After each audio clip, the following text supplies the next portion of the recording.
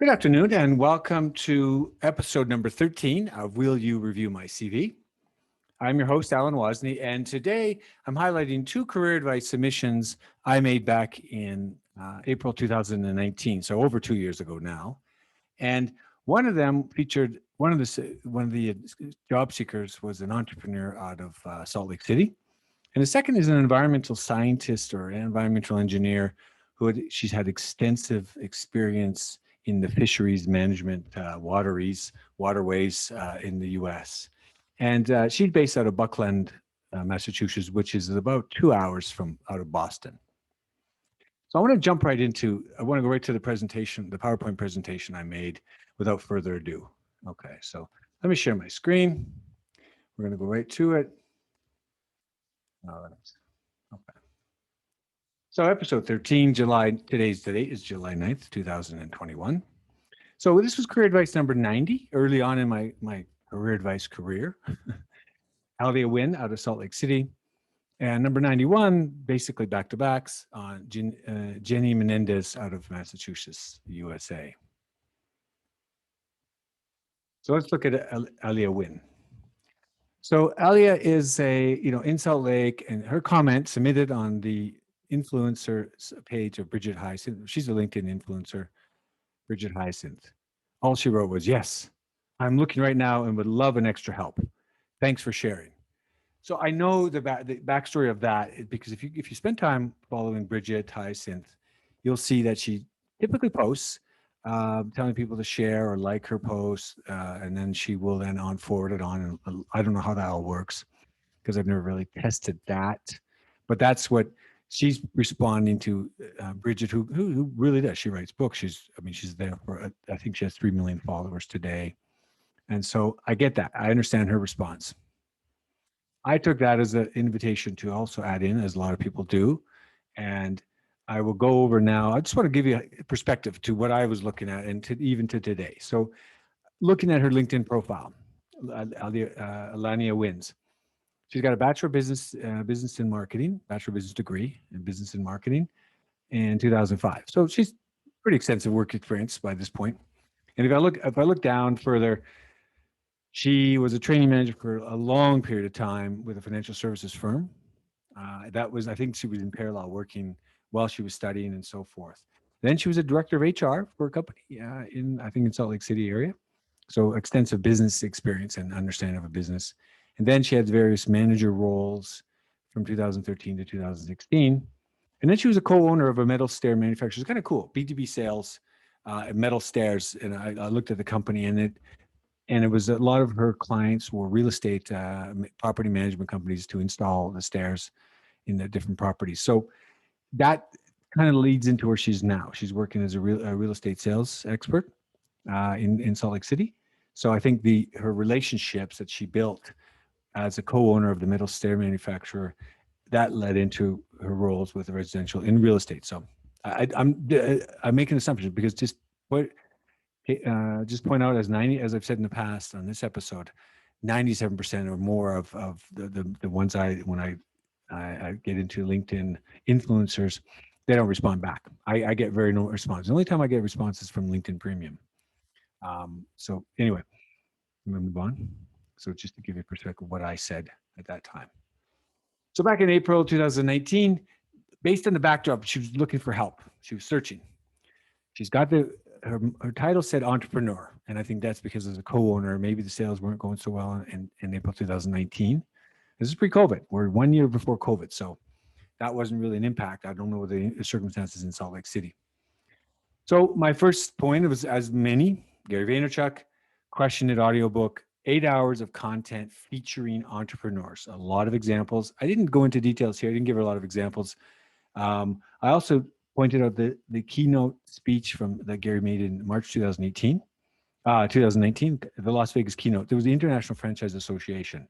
So she's a franchisor, very relevant, or co-owner of a stair.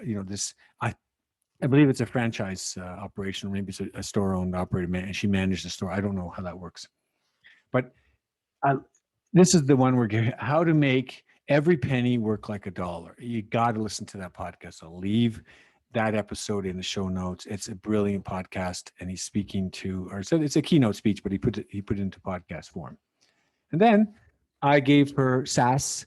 I talked about SaaS and job search. I was kind of preachy, saying Google should become your best friend next to Gary Vaynerchuk. And I was saying things like Word, Excel, and PowerPoint are no longer enough. This was early. I think this is episode number 90, or this is career advice number 90. I was pretty early in that advice, a little bit preachy, telling people about this is what I've done. This is be beneficial to you. I was moving on from that, but I was still early. So I was kind of preachy. And then I gave her some advice on the career recruiting sites. Cause I saw ZipRecruiter for the first time. You can imagine I was overseas and I didn't see a lot of these. I only knew Monster, Yahoo, Jobs, because I lived overseas for a long time. So these were all kind of new to me. I didn't realize ZipRecruiter is going to be annoying today. But anyway, so the two, Landed and Fairy Godboss, I've never looked at them since these kind of career advices I was given early on. But Landed and Fairy Godboss were very female focused, and helping, doing career advice and providing guidance and career resources. So I still think they're probably valuable. I haven't looked at them since. Career Arc goes through your career and gives you advice, where you should look at. Teamable, Convey IQ, again, it does assessments of your abilities and what you've done.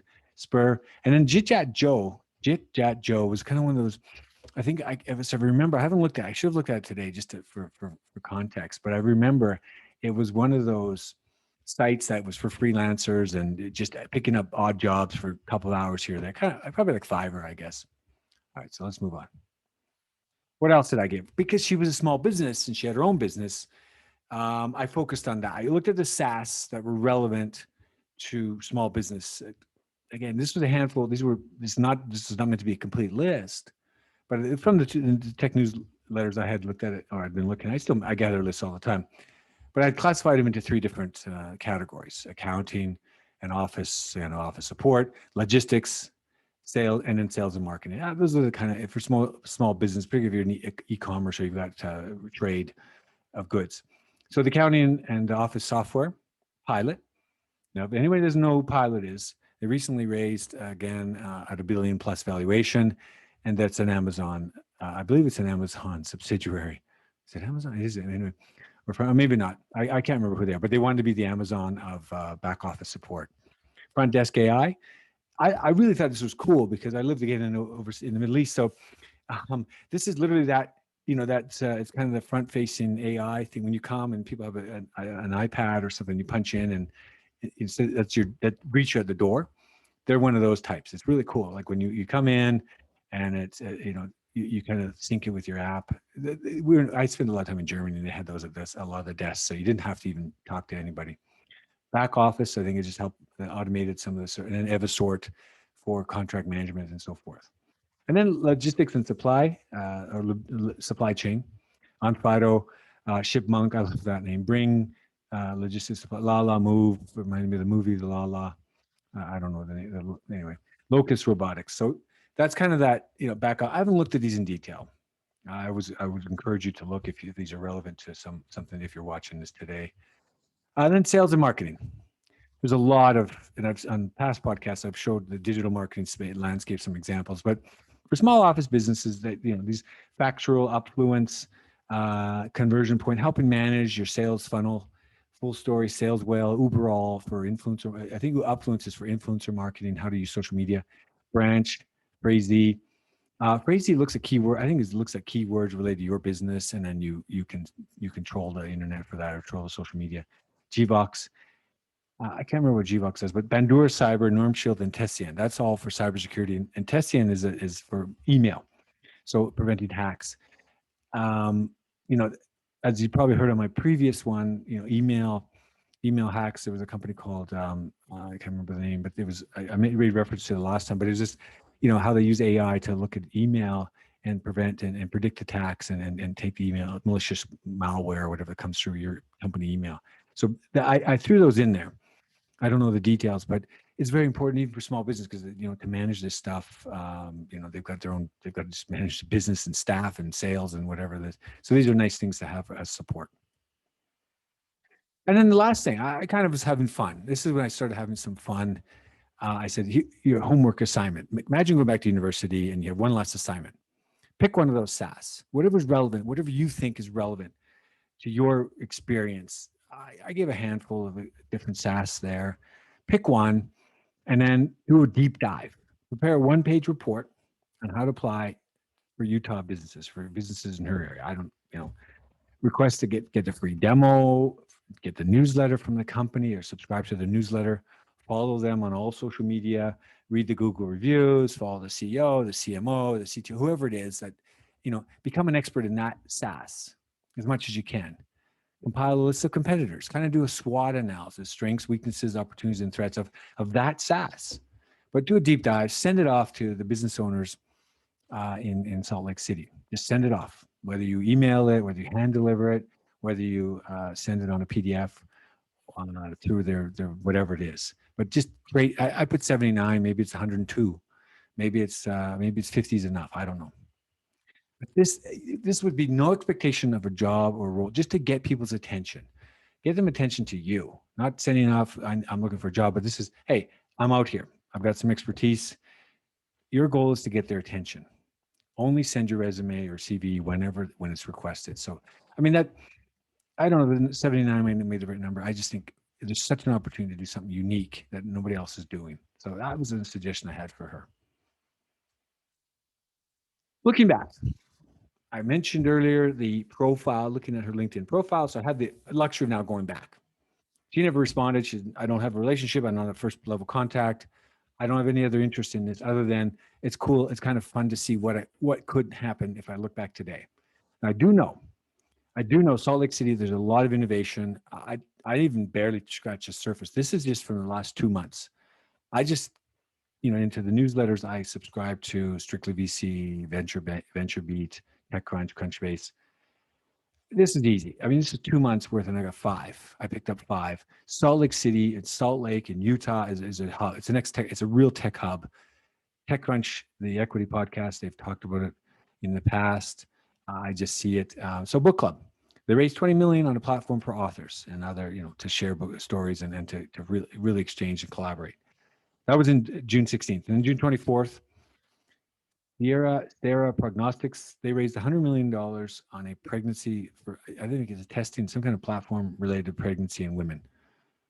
It's a lot of money, $100 million. So that's this is right in her city, Salt Lake.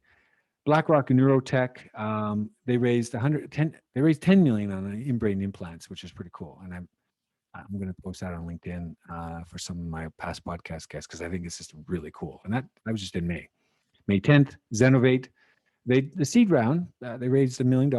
Employee mental health, which is important these days with COVID and people working from home and stresses and so forth. And then I don't know how you pronounce this, RTFKT. They raised $8 million just back in early May for digital sneaker designs, memes and collectibles. So it's kind of a trendy thing, and it's kind of cool. If you go look at their website, what they're doing, Retfit, I don't know, but that's right in her hometown. So I would go back and say, look, here's some cool stuff. And then because she's an entrepreneur, and I hadn't seen this because this was October, Reid Hoffman's Masters of Scale episode where he talks about, it's called ABZ planning for entrepreneurs. It's a golden because this was COVID. This was heart of COVID or COVID kind of whatever, COVID second wave of COVID in October. And he talked about what entrepreneurs do. Plan A's are done. Plan B's, you have a bunch of plan B's. And it's not, you modify plan A to get to plan B, you have a bunch of plan B's. If that doesn't work out, before you burn your bridges, before you burn your money and you're going bankrupt, you go to plan Z, which is throw everything else out, throw the bathwater out, and you go to plan Z and you use the rest of your money on something else. So that's really, really good for entrepreneurs. And then the Gary Vaynerchuk, I think is very relevant, is the high school party concept. I've said it in this podcast before, on this this YouTube channel before. The high school party concept is if someone's a D on a social scale and really whatever loser man or girl, or most of the guys in my high school had done the parties, but if they host the party, they move up to a B or an A on the social scale. You use that context in a business You invite people for wine and cheese to talk about their business. You just create, you become the focal point by inviting people in your community, whether it's or in your business, they're relevant. So I use that high school party concept when it's talking about Clubhouse. You invite people to the Clubhouse, your Clubhouse chat room. Now for here, I've said for Alanea, create a Clubhouse, Facebook Live, YouTube channel like this one, or podcast where she invites organizers and volunteers from the 2002 Olympics, which is nearly 20 years now. So if she started it today, well, this is, for example, if she did pick this up and said, oh, I'd start that channel, invite those people.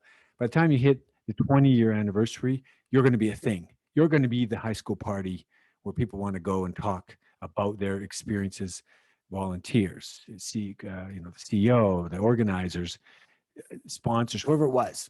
It's all like Calgary was a big thing in '88. I wasn't around in Calgary when they had the 20-year anniversary in, I think it was 2008. I was overseas. So, it was a big thing here. I understood. So that 2002 reunion is going to be coming up in 20 years. So the 20-year reunion is going to be next year in Salt Lake. All right, move on. Career advice number 91. This was Jeni Menendez in Massachusetts, and she's an environmental specialist. Same day, 29th of April, I responded to her query that she submitted on Bridget Hyacinth's page. Hi, Bridget. Do you know any recruiters for environmental science? I've been searching for 6 months and all my leads have dried up. Thank you. This is a tough one. This is a tough one. It's not like I can just pull out recruiters for my personally. You're going to see I've gone through some of the similar ones that I did for Alanea, giving advice to different recruiting websites. But I think you have to go beyond that. I think it's much more than just a lead, because this is very, very niche, not easy. So you're going to see I had to be somewhat creative. Okay, let's look at Jeni's profile. Not to pick on or judge or anything. It's just I wanted to know where I was back then. So if we go to her work experience, fishing, wetlands, water management roles, pretty extensive. I mean, I'm not going to list the companies, but pretty extensive roles. I get the feeling she just bleeds water management. She gets that, the watershed. I got environmental specialist roles for 2009 to 2020, literally. This is her area. Her expertise bleeds from that. So people, just to create awareness of that, let people know. So now I'm going to give you some ideas on that. So back in April 2019, my first thought was, because I worked 2 years with the World Bank back in 2002, 2004. I was in Kazakhstan, but you get to learn the World Bank and who's around them. They do all projects of the World Bank and major international donors. They do environmental, or EIA, environmental impact assessments. People like Jeni are in high demand in the World Bank when they have projects in rural Latin America, Southeast Asia, Africa, India. These people, they use consultants. The World Bank recently. So here I've listed World Bank, Inter-American Development Bank, Asian Development Bank, African Development Bank, UK Know-How Fund, DFID, which is the UK, also Aga Khan Foundation, SNV, the Netherlands Development Organization. I mean, these are just the ones that were on top of my head back then. If I really did a deep dive, I could probably pick up more. They're still doing it. EBRD. Recently, I joined EBRD's list. They have a program called Small Business Advisory Program for across the globe, mostly in across Europe, Eastern Europe.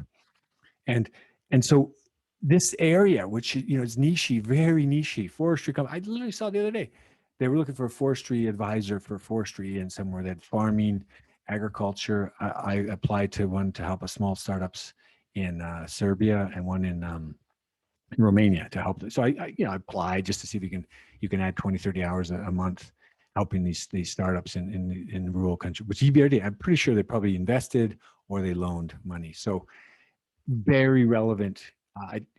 Sorry if I didn't get your attention, because I think these are very important. People like that in those organizations need your help. At least I believe they would.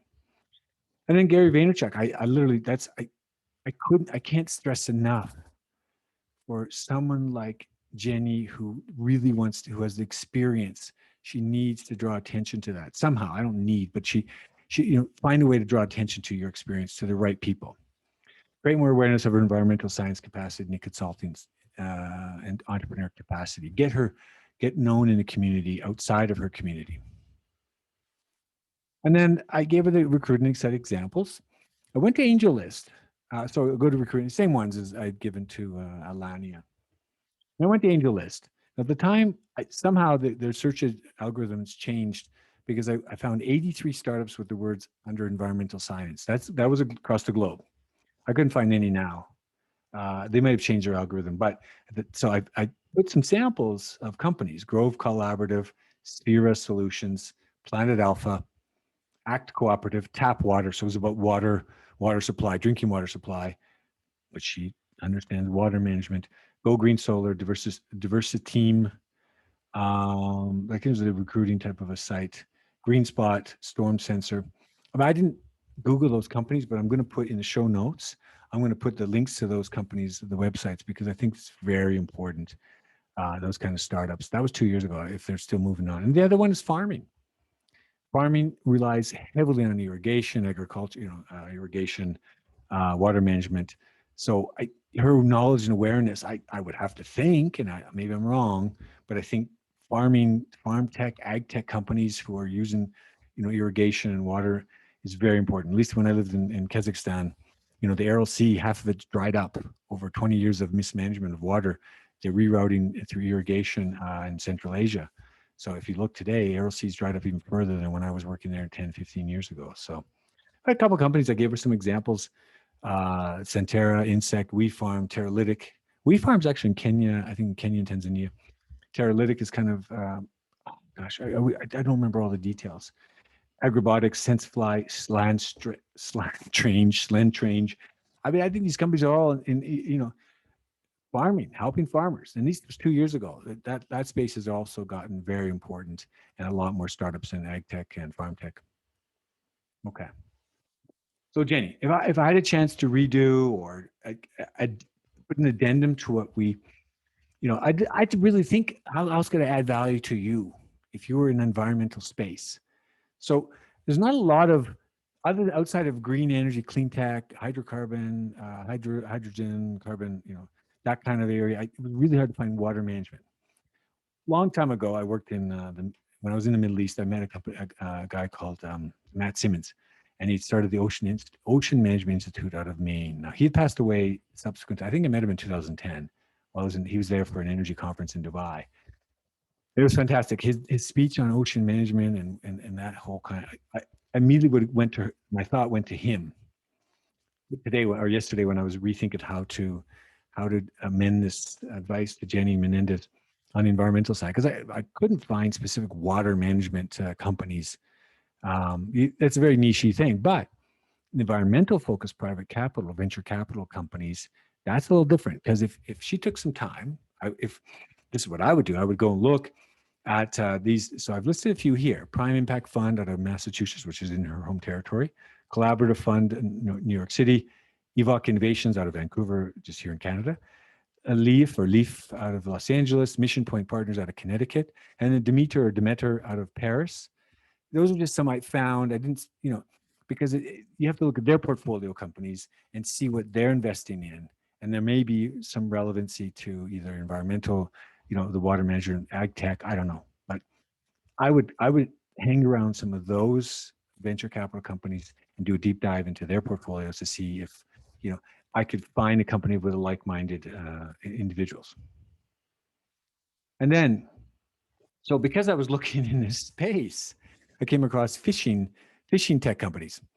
And then, so I think, where's this relevant? Maybe you could advise them and their customers about fishing, the water, the places where they're fishing. There's this company here called Fishbrain out of Sweden.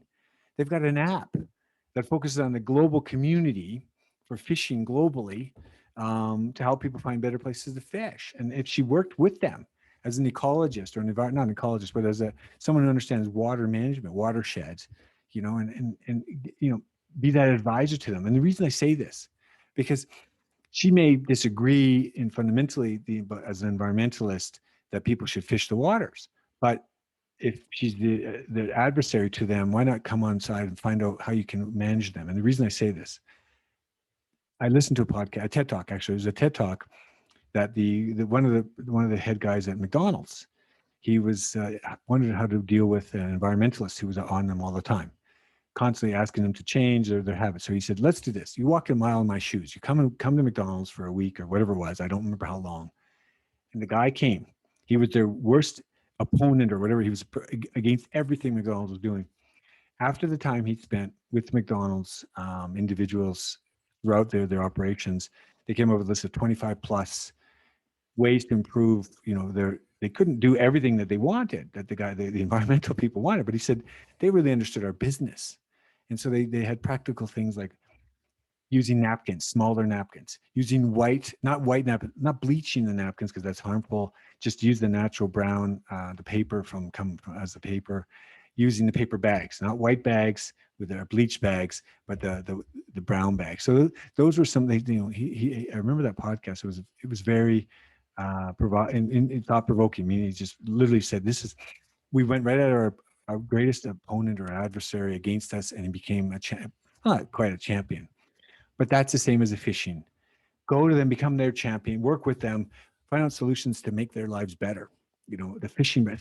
So this company recently, Catch Co out of Chicago, raised $38 million for a fishing brands, content, commerce platform. Go and advise them, work with them. See, how can we work together? I don't know. She knows water. That's where fish play in the water. And then on 27th of March of this year, Fishbrain out of Sweden, they raised 31 million for their app. And so, I mean, work alongside someone who understands water, and I think that could be very valuable.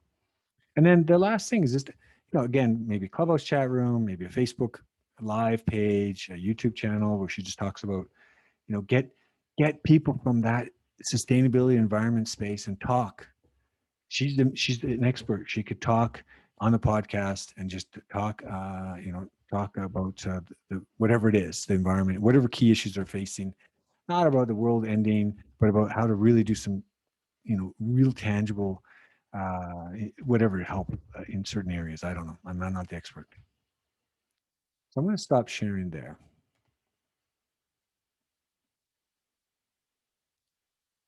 Okay. So I just, in conclusion, what can I say? I mean, the environmental specialist, COVID has highlighted the importance of our environment. We know about the plastic in the oceans. We know about the problems of global warming. U.S. President Joe Biden is committed to clean and green tech. The oil and hydrocarbons aren't going away.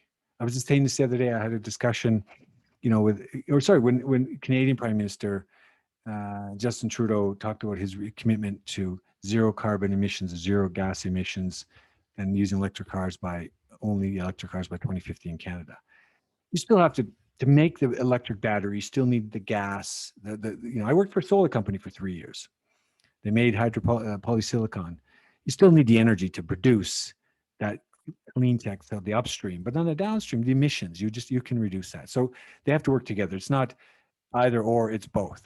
The hydrocarbons will work together with the renewable energy, just in a different and better manner. So that, for the environmentalists, I think this is a very important area.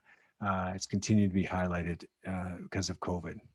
The former Bank of Canada, the former Bank of England, Mark Carney is focused on environment. He works for a company now called Brookfield Asset Management. And I think they've committed $500 million to that, over the next whatever years. And so, this space is very important. And I think, recently you see ExxonMobil, their board, 3 activists took over the board, got appointed to the board, which is, it's just disproportionate share. It highlights the importance. I listened to another TED Talk or podcast or BBC this the other day. Oh, yeah, so it was BBC podcast, an interview with Lord John Brown. Now, people might not know who John Brown is. He's the former BP, British Petroleum, the CEO of British Petroleum for a number of years. And he's now committed. His focus is on renewable energy. And one of the comments that he said during the podcast, he goes, yeah, they told me you've left the farm. Basically, he's left the oil and gas space. But this is the renewed importance. And it just speaks to how important this has been. Oh, and also on that podcast, they interviewed the woman, the investment manager or chief investment officer from CalPERS, which is the California pension plan, one of the biggest in the world, and they pushed, I think they were also working together to push the ExxonMobil side. So and Shell, you probably saw the news recently with Shell, the court battle there, that they weren't doing enough on the environmental space. And the last one is just a bit, to final words on the entrepreneur. COVID, importance of working from home and helping entrepreneurs. Her knowledge of entrepreneur, some of that SaaS could have probably come to play. I don't know.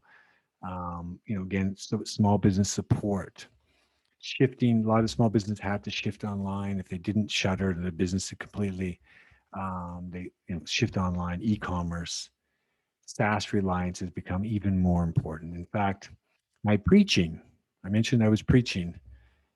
I wasn't that far off for her to learn SaaS and just become comfortable 2 years ago.